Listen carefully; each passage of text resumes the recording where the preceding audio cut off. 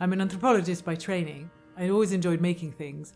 When I encountered ceramics, it was like a moment of recognition, because finally I'd found something that fulfilled that desire for making things and working with my hands.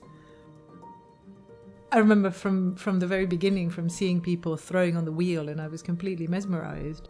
Started going to London City Lit. 3 years later, I was setting up my studio at home, and it's about that time that I decided to become a full-time potter. Sometimes I feel like my work is a journey that starts from the plan, the idea of what it is that I'm going to make, and then moves on to choosing what kind of clay I'm going to use, how I'm going to decorate it, and then onto the wheel where the object is going to take shape. My favourite moment is that time when I've picked up some clay, I've put it on the wheel, I've centred it, I can feel that it's working, I can feel that the clay is in the right state, it's not too hard, I'm not going to struggle to work it.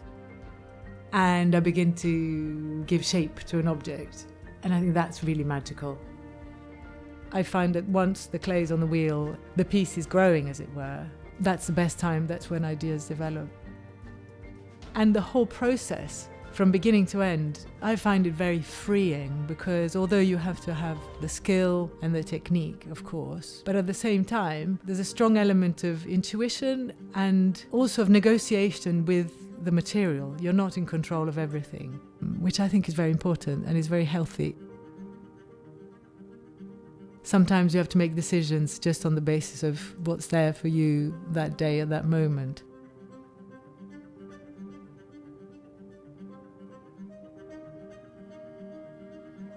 I take great pleasure in thinking that the objects I've made become part of somebody's life.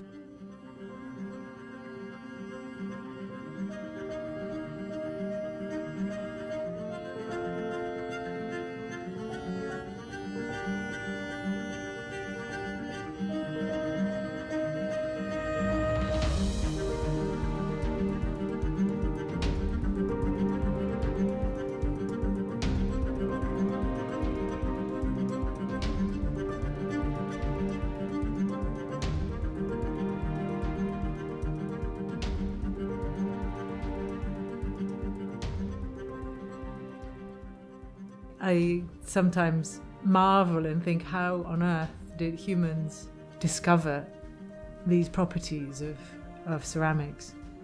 It's such an ancient practice.